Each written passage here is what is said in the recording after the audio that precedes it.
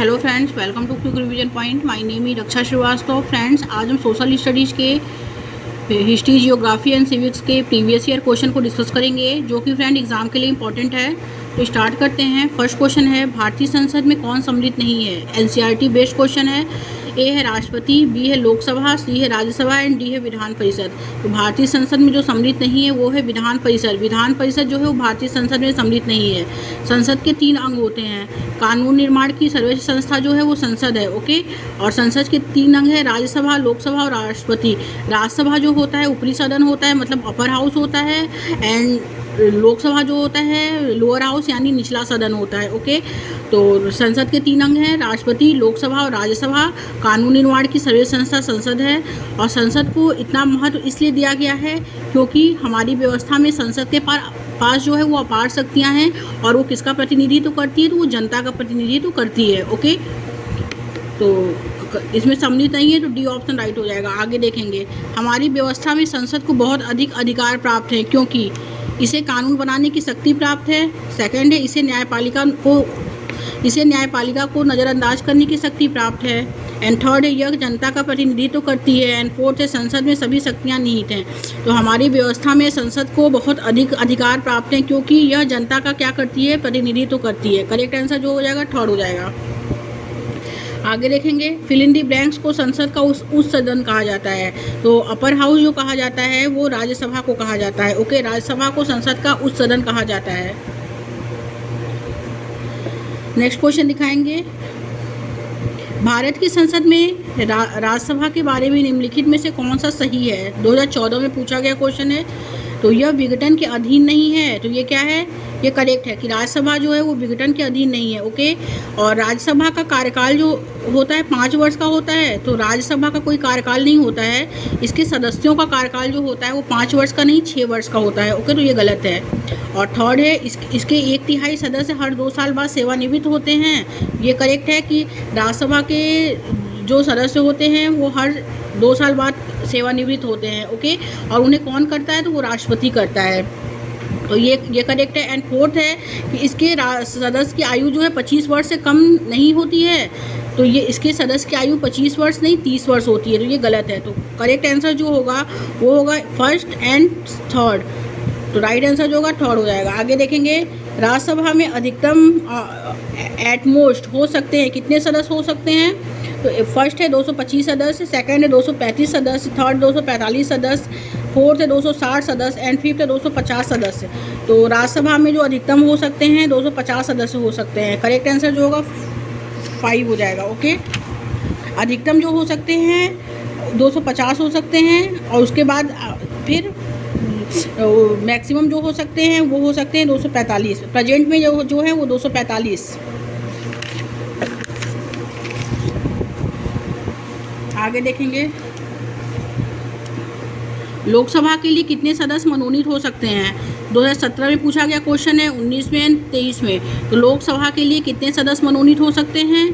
तो 2019 तक जो थे 2 सदस्य मनोनीत थे, बट अब 1 भी नहीं, ओके। करेक्ट आंसर ए हो जाएगा।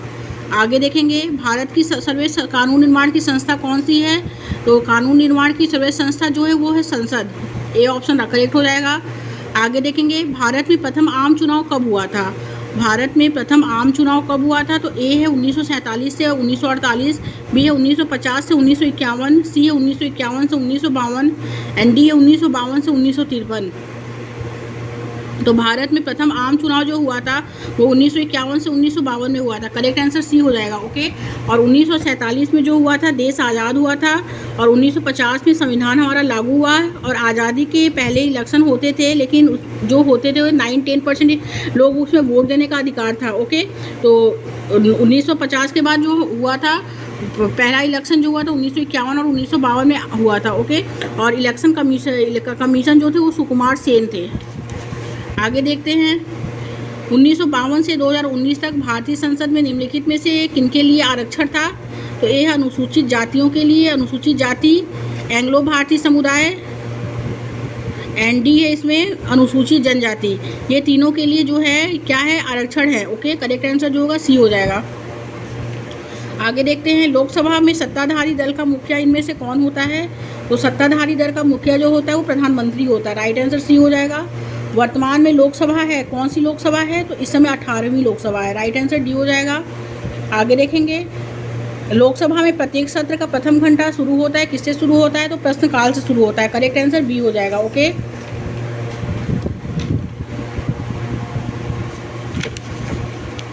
आगे देखते हैं फ्रेंड्स, नेक्स्ट क्वेश्चन क्या है। नेक्स्ट क्वेश्चन है, निम्नलिखित कथनों में से कौन सा कथन लोकतंत्र के संबंध में गलत है? 2015 में पूछा गया क्वेश्चन है। तो फर्स्ट है, इसमें लोकतंत्र में देश के नागरिक को अपनी पसंद का नेता चुनने की छूट होती है। सेकंड है, लोकतंत्र में नागरिकों को कुछ स्वतंत्रताएं प्राप्त होती हैं। थर्ड है, लोकतंत्र में एक शासक के पास देश पर शासन करने की संपूर्ण ताकत होती है। एंड फोर्थ है, लोकतंत्र में लोग लिए गए निर्णयों पर प्रश्न उठा सकते हैं। तो निम्नलिखित कथनों में से कौन सा कथन लोकतंत्र के संबंध में गलत है? तो लोकतंत्र में एक शासक के पास देश पर शासन करने की संपूर्ण ताकत होती है। राइट आंसर थर्ड हो जाएगा। आगे देखेंगे, निम्नलिखित में से क्या प्रतिनिधि लोकतंत्र की विशेषज्ञ नहीं है, विशेषता नहीं है? तो निम्नलिखित में से क्या जो है वो प्रतिनिधि लोकतंत्र की विशेषता नहीं है? तो ए है, जनता की निर्णय निर्माण की प्रक्रिया में प्रत्यक्ष सहभागिता। सेकंड है, जनता को मतदान का अधिकार। थर्ड है, मतदान द्वारा प्रतिनिधि का चुनाव। एंड फोर्थ है, प्रतिनिधियों के हाथ में निर्णय निर्माण की प्रक्रिया। तो प्रतिनिधि जो है विशेषता नहीं है, वो है जनता की निर्णय निर्माण की प्रक्रिया में प्रत्यक्ष सहभागिता। राइट आंसर फर्स्ट हो जाएगा। आगे देखेंगे, भारत के संविधान को लिखने में लगभग कितने वर्ष लगे? ए है 2 वर्ष, बी है 3 वर्ष, सी है 4 वर्ष एंड डी है 5 वर्ष। तो भारत के संविधान को लिखने में लगभग जो लगे वो 3 वर्ष लगे। राइट आंसर थर्ड हो जाएगा। आगे देखेंगे, ईसा मसीह के 12 धर्म प्रचारक शिष्यों में से किस संत को भारत में ईसाई धर्म लाने का श्रेय दिया जाता है? वो दिया जाता है सेंट थॉमस को। ओके, आगे देखते हैं, नेक्स्ट क्वेश्चन क्या है। भारतीय जनतंत्र में कार्यकारी का कार्य है, क्या है? फर्स्ट है अधिनियम बनाना। सेकंड है संसद द्वारा बनाए गए अधिनियमों को लागू करना। थर्ड है प्रधानमंत्री को चुनना। एंड फोर्थ है राष्ट्रपति को चुनना। तो भारतीय जनतंत्र में कार्यकारी का जो कार्य है वो है संसद द्वारा बनाए गए अधिनियमों को लागू करना। राइट आंसर सेकंड हो जाएगा। आगे देखते हैं, राज्यसभा में सदस्यों को कौन नामांकित करता है? तो फर्स्ट है उपराष्ट्रपति, सेकंड है प्रधानमंत्री, थर्ड है सर्वोच्च न्यायालय के मुख्य न्यायाधीश एंड फोर्थ है राष्ट्रपति। तो राज्यसभा में जो सदस्यों को नामांकित करता है वो राष्ट्रपति करता है। आगे देखेंगे, अनुसूचित जातियों के लिए कितने संसदीय निर्वाचन क्षेत्र जो हैं वो आरक्षित हैं? तो अनुसूचित जातियों के लिए जो हैं शेड्यूल कास्ट के लिए 84। ओके, तो लोकसभा में कुछ 543 सीटें, जिसमें एससी कास्ट को जो मिला है वो 84 सीट रिजर्व है और एसटी शेड्यूल टाइप को 47 सीट रिजर्व है। ओके, इंपॉर्टेंट है। तो अनुसूचित जातियों के लिए 84 सीटें जो है संसदीय निर्वाचन क्षेत्र में जो है आरक्षित हैं। प्रधानमंत्री का चुनाव कौन करता है? तो ए है मुख्यमंत्री, बी है सांसद एंड सी है सांसद और विधायक एंड डी है मंत्रियों की परिषद। तो प्रधानमंत्री का जो चुनाव करता है वो सांसद करता है। राइट आंसर बी हो जाएगा। नेक्स्ट है कि किसको भारत का पहला नागरिक कहा जाता है? तो फर्स्ट है गृह मंत्री, बी है सेकंड है राष्ट्रपति, थर्ड है प्रधानमंत्री एंड फोर्थ है भारत के मुख्य न्यायाधीश। तो भारत का पहला नागरिक जो कहा जाता है वो राष्ट्रपति को कहा जाता है। आगे देखते हैं, एक निश्चित क्षेत्र जहां रहने वाले सभी मतदाता अपना प्रतिनिधित्व चुनते हैं, क्या कहलाता है? तो वो निर्वाचन क्षेत्र कहलाता है। आगे देखते हैं, लोकतंत्र में चुनाव के संबंध में निम्नलिखित 2 कथनों पर विचार कीजिए। ए है प्रतिनिधित्व, तो लोकतंत्र में लोग अपने प्रतिनिधियों को चुनकर अप्रत्यक्ष रूप से भाग लेते हैं और वे प्रतिनिधि पूरे देश के लिए कानून नियम बनाते हैं। एंड सेकंड है सरकारें नियमित चुनाव द्वारा बदली जा सकती हैं। तो ए और बी इसमें दोनों सही है। ओके, आगे देखते हैं फ्रेंड्स, नेक्स्ट क्वेश्चन क्या है।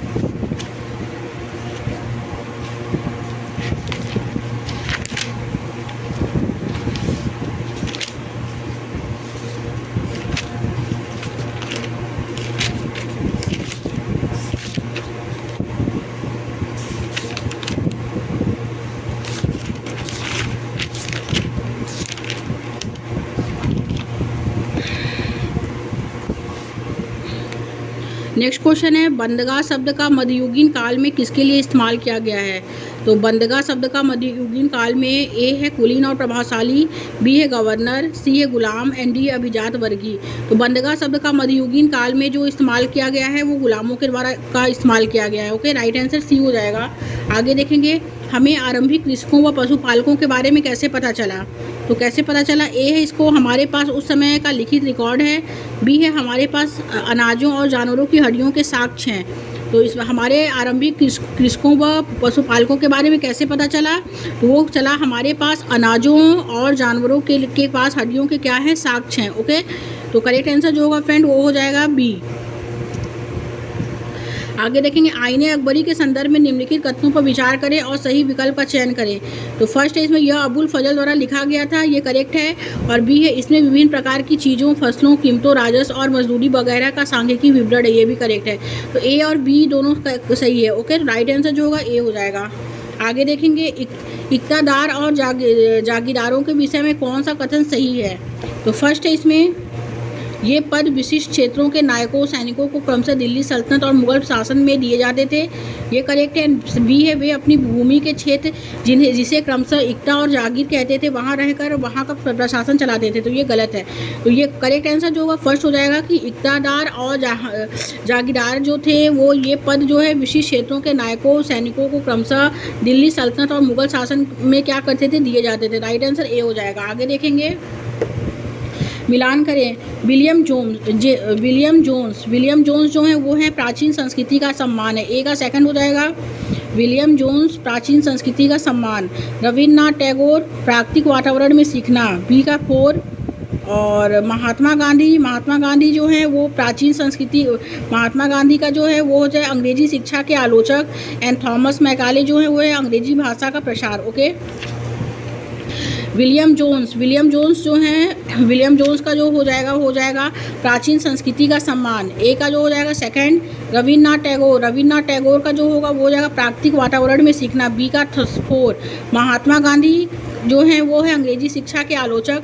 एंड थॉमस मैकाले जो है वो अंग्रेजी भाषा का प्रसार है। ओके, तो ए का सेकंड, बी का 4, सी का 3rd एंड डी का 1st। राइट आंसर ए हो जाएगा। आगे देखते हैं, कथन ए व बी को पढ़कर सही विकल्प का चुनाव कीजिए। कथन ए है कि अशोक का धर्म ईश्वर की पूजा पर बल देता था, और कारण बी है कि अशोक का धर्म बुद्ध के उपदेशों से प्रेरित था। तो अशोक का जो धर्म था वो बुद्ध के उपदेशों से क्या था, प्रेरित था, न कि ईश्वर की पूजा पर बल देता था। तो ए गलत है, बी क्या है, करेक्ट है। तो करेक्ट आंसर जो होगा वो डी हो जाएगा फ्रेंड्स। ओके, आगे देखते हैं, औपनिवेशिक भारत के संदर्भ में इन वक्तव्यों पर विचार करें और सही विकल्प चुनें। अंग्रेजों ने जनजाति के कल्याण के लिए वनों में गांव बसाने का निर्णय लिया था, ये क्या है, ये असत्य है। एंड औपनिवेशिक अधिकारियों ने जनजातियों को इस शर्त पर कि वे वन विभाग के लिए श्रमिकों के रूप में काम करेंगे और वनों में कुछ टुकड़े भूमि पर झूम की खेती की अनुमति देंगे, और ये क्या है, ये सही है। ओके, तो करेक्ट आंसर बी हो जाएगा। नेक्स्ट क्वेश्चन देखेंगे, 19वीं शताब्दी के आदिवासी समूहों के बारे में निम्नलिखित 2 कथन पढ़ें और सही विकल्प का चयन करें। ए है इसमें कि वे झूम खेती करते थे और जानवरों का शिकार करते थे और वन उत्पादकों को इकट्ठा करते थे। एंड बी है वे एक जगह खेती करते थे और जानवरों का पालन और पोषण करते थे। तो ए और बी इसमें दोनों सही है। राइट आंसर जो होगा बी हो जाएगा। आगे देखेंगे, सुधार आंदोलन को उनके उद्गम स्थान से मिलान करें। तो वेद समाज मद्रास, प्रार्थना समाज बम्बई, बी का 3rd। And Singh Sabha Lahore, okay, सी का 1st, ए का 2nd, बी का 3rd, सी का 1st। राइट आंसर जो हो जाएगा सी हो जाएगा। आगे देखेंगे, निम्नलिखित में से कौन सा कथन सामाजिक सुधार और जाति उन्मूलन के संदर्भ में सही है? तो फर्स्ट है, राम मोहन राय ने जातिगत असमानता को चुनौती देने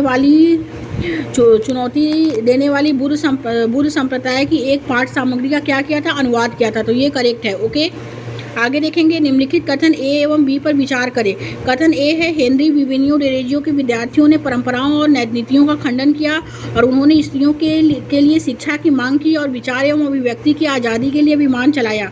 तो ये करेक्ट है। एंड बी है, हेनरी के विचार आमूल परिवर्तनकारी थे और तथा उन्होंने अपने शिष्यों को सभी प्रकार की सत्ता पर प्रश्न उठाने के लिए प्रोत्साहित किया, ये भी करेक्ट है। तो ए और बी दोनों सही है और जो बी है वो सही व्याख्या करता है ए की। तो राइट आंसर जो होगा ए हो जाएगा फ्रेंड्स। आगे देखेंगे, निम्न वक्तव्यों पर विचार कर सही विकल्प चुनें। तो ए इसमें आमूल परिवर्तनवादी नेता मध्यम मार्गवादी नेताओं की आलोचना उनके आत्मनिर्भरता और रचनात्मक कार्य पर जोर देने के कारण करते थे। एंड बी है इसमें आमूल परिवर्तनवादी नेताओं का तर्क था कि लोगों को सरकार के नेक इरादे के भरोसे नहीं रहना चाहिए। तो ये क्या है, ये सही है। और सी है, आमूल परिवर्तनवादी निवेदन की राजनीति में विश्वास करते थे। तो ये गलत है। तो जो वक्तव्य पे सही विकल्प है वो है आमूल परिवर्तनवादी नेताओं का तर्क था कि लोगों को सरकार के नेक इरादों के भरोसे नहीं रहना चाहिए। बी ऑप्शन राइट हो जाएगा। तो करेक्ट आंसर बी हो जाएगा। आगे देखते हैं। असहयोग आंदोलन के विषय में इन वक्तव्यों पर विचार करें और सही विकल्प चुनें। तो ए है इसमें, इस आंदोलन के दौरान विदेशी कपड़ों के आयात में अत्यधिक वृद्धि हुई, तो ये गलत है। बी है, इस आंदोलन के दौरान ब्रिटिश प्रदत्त उपाधियों को लौटाया गया और विधानमंडलों का बहिष्कार किया गया, ये करेक्ट है। सी है, इस आंदोलन के दौरान विदेशी कपड़ों की होली जलाई गई, ये भी करेक्ट है। तो बी और सी दोनों राइट हो जाएगा। तो करेक्ट आंसर बी हो जाएगा। आगे देखते हैं फ्रेंड्स। भारतीय संविधान ने पहली बार जो है 21 वर्ष से ऊपर की आयु के लिए सार्वभौमिक वयस्क मताधिकार का प्रावधान किया। करेक्ट आंसर सी हो जाएगा। आगे देखेंगे। सूरज से उनकी दूरी के अनुसार ग्रहों का उचित क्रम कौन सा है? तो पहले बुध ग्रह आता है, फिर शुक्र ग्रह, फिर पृथ्वी, फिर मंगल, फिर बृहस्पति, फिर शनि, फिर यूरेनस एंड फिर नेपच्यून। करेक्ट आंसर सी हो जाएगा। आगे देखेंगे। किस देशांतर को भारत के लिए मानक यामोत्तर माना गया है? तो 82 82.5 डिग्री पूर्वी देशांतर को भारत का यामोत्तर माना गया। राइट आंसर डी हो जाएगा। आगे देखते हैं। निम्न जोड़ों पर विचार करें। तो ए है, रूढ़ प्रतीक मानचित्रों की एक विश्वव्यापी भाषा होती थी जिसे सभी आसानी से समझ सकते थे। तो ये क्या है फ्रेंड? ये करेक्ट है। ओके, राइट आंसर ए हो जाएगा। आगे देखेंगे। निम्न कथन को पढ़कर सही विकल्प का चयन कीजिए। अभी कथन ए है, कुछ देशों का अक्षांशीय विस्तार काफ़ी अधिक है, तो ये करेक्ट है। और कारण आर है कि कुछ देशों में एक से अधिक मानक समय अपनाए गए हैं, तो ये भी करेक्ट है। तो ए और आर क्या है? दोनों सही है। और आर जो है सही व्याख्या लेकिन नहीं है एक ही। करेक्ट आंसर जो होगा फ्रेंड बी हो जाएगा। आगे देखेंगे। सही विकल्प के साथ मिलान करना है। बीकानेर, बीकानेर जो है वो गर्म स्थान है। ओके, ए का थर्ड हो जाएगा। और मुंबई बी का फर्स्ट। आर्द्र है। मासीराम जो है, मौसीराम जो है वो वर्षा क्षेत्र है, सी का सेकंड। एंड द्रास जो है, द्रास का जो हो जाएगा वो हो जाएगा डी का जो हो जाएगा 4 हो जाएगा, ठंडा। ओके, तो बीकानेर गर्म स्थान है, मुंबई आर्द्र और मासीराम जो है वर्षा क्षेत्र है, दास जो है ठंडा है। करेक्ट आंसर बी हो जाएगा। आगे देखेंगे। भारत के कौन से भाग में लगभग सभी प्रकार की वनस्पति पाई जाती है जो भूमध्य रेखा से ध्रुव की ओर जाने पर मिलती है? तो ए है पश्चिमी घाट, बी है पूर्वी घाट, सी है डेल्टा क्षेत्र एंड डी है हिमालय। तो भारत के कौन से भाग में लगभग सभी प्रकार की वनस्पति पाई जाती है जो भूमध्य रेखा से ध्रुव की ओर जाने पर मिलती है? तो वो है हिमालय। आगे देखेंगे। मिलान करें तथा उपयुक्त विकल्प का चयन करें। अपक्षय, अपक्षय जो है वो है सैलों का टूटना। अपक्षय जो होता है सैलों का टूटना। अपवर्दन जो होता है वो है भूदृश्य पर होने वाला क्षय। और विसर्प जो है वो है नदियों द्वारा निर्मित बड़े मोड़। एंड तटबंध जो है वो है सैलों का टूटना। ओके, तो करेक्ट आंसर जो होगा बी हो जाएगा फ्रेंड्स। आगे देखेंगे। नीचे दी गई ए व बी विशेषता के आधार पर वायुमंडल की परत की पहचान कीजिए। आयन मंडल इस परत का एक भाग है और रेडियो संचार में यह परत जो होती है मदद करती है। तो ये कथन जो हो जाएगा वो वायुमंडल का है। आगे देखेंगे। निम्नलिखित निम्न कथनों ए तथा बी पर विचार कीजिए तथा सही विकल्प का चुनाव कीजिए। ध्रुव बर्फ के ढके हुए हैं क्योंकि आतपन की मात्रा भूमध्य रेखा से ध्रुवों की ओर बढ़ती है, तो ये गलत है। एंड बी है, ध्रुव उच्च अक्षांशों पर हैं और सूर्य की किरणें यहाँ तिरछी पड़ती हैं, तो ये करेक्ट है। ओके, राइट आंसर डी हो जाएगा फ्रेंड्स। आगे देखेंगे। मरुस्थल के संबंध में निम्न 2 कथनों पर विचार कीजिए। तो ए है, ठंडा मरुस्थल लद्दाख बर्फीली हवाओं और तेज जलाने वाले सूर्य का ताप अनुभव करता है, तो ये करेक्ट है। एंड बी है, गर्म मरुस्थल सहारा में रातें अत्यंत ठंडी होती हैं और तापमान गिरकर लगभग 0 डिग्री तक पहुंच जाता है, तो ये भी करेक्ट है। तो ए और बी क्या है? दोनों सही है। तो राइट आंसर जो होगा सी हो जाएगा। आगे देखेंगे। इन वक्तव्यों पर विचार कर सही विकल्प चुनें। जनसंख्या पिरामिड का चौड़ा आधार भविष्य में बढ़ती हुई श्रमिक शक्ति का संकेत देता है, तो ये क्या है? ये करेक्ट है। ओके, आगे देखेंगे। प्राकृतिक वनस्पति और वन्य जीव के संरक्षण के संदर्भ में निम्नलिखित कथनों पर विचार करें और सही विकल्प का चुनाव करें। तो विश्व के अनेक भागों में मनुष्य ने अपने क्रियाकलापों से अनेक जातियों के प्राकृतिक आवासों में उथल पुथल कर दी है, तो ये करेक्ट है। बी है, प्रजातियाँ जो विलुप्त होने की कगार पर हैं उनको जागरूकता बढ़ाने से संरक्षित किया जा सकता है, ये भी करेक्ट है। तो ए और बी दोनों सही है। तो राइट आंसर जो होगा ए हो जाएगा। आगे देखेंगे। एक फसल के संबंध में निम्न को पढ़िए। यह उष्णकटिबंधीय और उपोष्णकटिबंधीय प्रदेशों का मुख्य आहार है और इसे उच्च तापमान, उच्च आर्द्रता तथा उच्च वर्षा की आवश्यकता होती है, तो ये है चावल। राइट आंसर बी हो जाएगा। आगे देखेंगे। हमारे आसपास रहने वाले बहुत से लोग गरीब हैं, उनके पास जो है खाना या पहनने के लिए पर्याप्त नहीं है। कभी कभी उनके पास रहने के लिए जग भी नहीं होती है, तो इसका कारण जो है ए असमानता बी है निरक्षरता, सी है समाजीकरण एंड डी है राजनीतिक अलगाव। तो करेक्ट आंसर ए हो जाएगा असमानता। आगे देखेंगे, यदि आप छत्तीसगढ़ से गांव में राजकीय विद्यालय में अध्यापन कर रहे हैं तो समानता असमानता की चर्चा के लिए किस समूह को उदाहरण के लिए स्थानीय संदर्भ में प्रयोग करेंगे, तो वो है बैगा को। करेक्ट आंसर डी हो जाएगा। आगे देखते हैं फ्रेंड्स, नेक्स्ट क्वेश्चन क्या है। नेक्स्ट क्वेश्चन है, यदि एक अध्यापिका लेखपाल या कानून जैसे शब्द का प्रयोग कर रही है तो वे किस अध्याय या पाठ को पढ़ रही है, वो भू राजस्व रिकॉर्ड को पढ़ रही है। ओके, आगे देखेंगे, विश्व की सबसे भयानक औद्योगिकी त्रासदियों में से एक वर्ष 1984 में भोपाल में हुई थी और यूनियन कार्बाइड एक अमेरिकी कंपनी की फैक्ट्री थी जिससे यह प्रारंभ हुई कि यह आपदा कोई दुर्घटना नहीं थी क्योंकि कंपनी ने लागत में कटौती के लिए जानबूझकर आवश्यक सुरक्षा उपायों की अनदेखी की। ओके, राइट आंसर बी हो जाएगा फ्रेंड्स। आगे देखेंगे, मानसून के दौरान मछुआरे समुद्र पर मछलियां पकड़ने नहीं जा सकते थे क्यों नहीं जा सकते थे? क्योंकि वर्षा के कारण बीमार हो सकते थे, तो ये गलत है।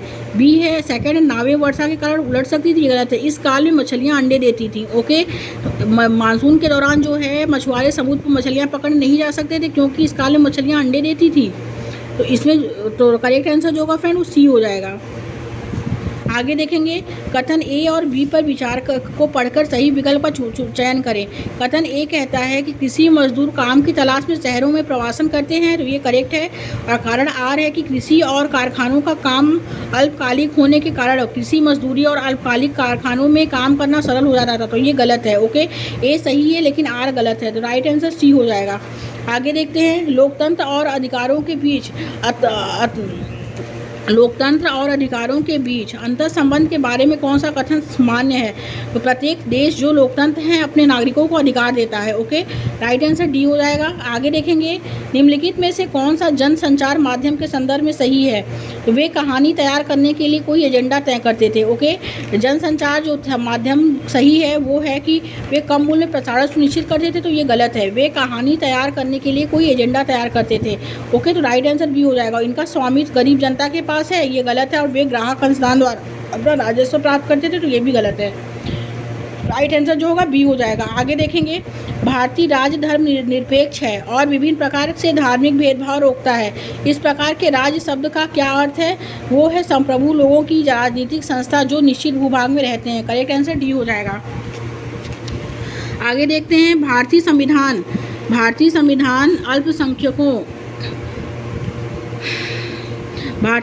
अल्पसंख्यकों के बहुमत के वर्चस्व को जो है रोकता है, अर्थात ऐसी स्थितियां जहां एक समुदाय लगातार ऐसे निर्णयों को लागू कर सकता है जो अन्य समुदायों को वर्जित रखते हैं और उनके हितों के विरुद्ध है। यह संदर्भित करता है, ये क्या संदर्भित करता है? तो ए है अंतर सामुदायिक वर्चस्व को संदर्भित करता है, बी है अंतर सामुदायिक वर्चस्व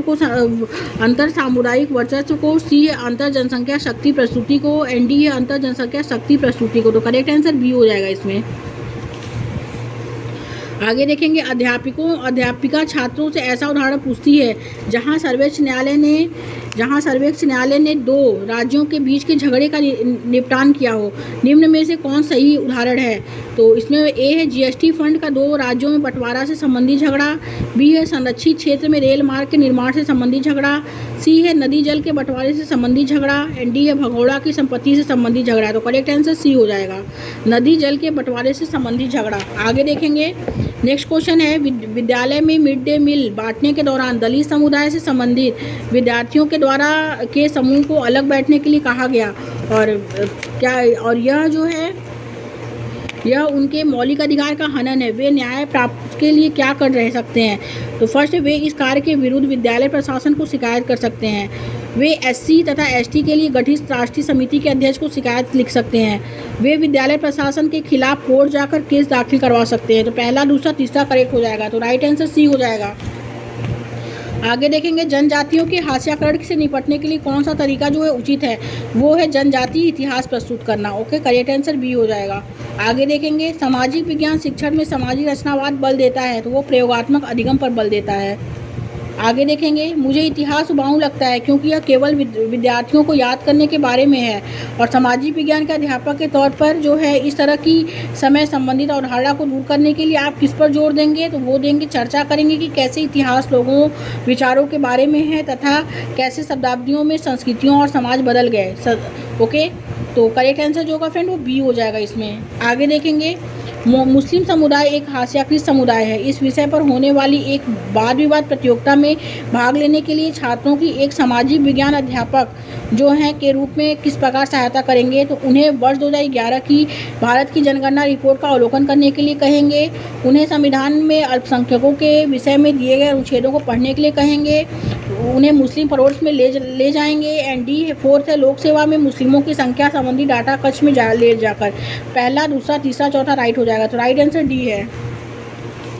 आगे देखेंगे फ्रेंड्स, नेक्स्ट क्वेश्चन है, प्रारंभिक स्तर पर 13वीं शताब्दी में उत्तरी भारत में नए धार्मिक विकास विषय का परिचय देने तथा व्याख्या करने के लिए शिक्षिका द्वारा निम्नलिखित में से कौन युक्तियां जो हैं लगाई और अपनाई जाती थी। तो फर्स्ट, इसमें शिक्षिका निर्गुण भजन गा सकती है। सेकंड, शिक्षिका शब्द कीर्तन की रिकॉर्डिंग चला सकती है। एंड थर्ड, शिक्षिका रामचरितमानस की चौपाई गा सकती है। तो करेक्ट आंसर थर्ड हो जाएगा।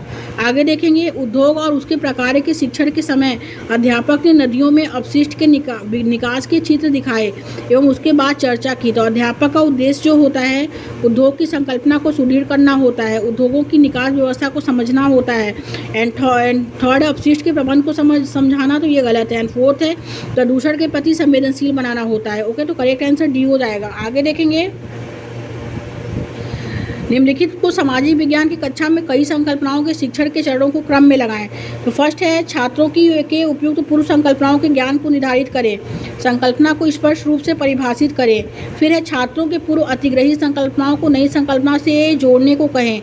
एंड फिर सेकंड है, संकल्पना के उदाहरणों एवं गैर उदाहरणों को प्रस्तुत करें। ओके, तो राइट आंसर जो होगा फ्रेंड डी हो जाएगा। आगे देखेंगे, कक्षाई प्रक्रियाओं में पाठ्य पुस्तकों की भूमिका के संदर्भ में निम्नलिखित कथनों पर विचार करें।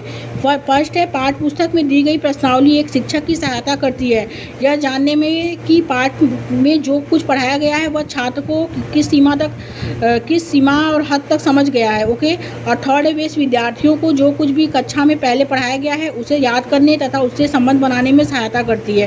पहला और तीसरा राइट आंसर हो जाएगा। तो करेक्ट आंसर बी हो जाएगा। Thank you friend.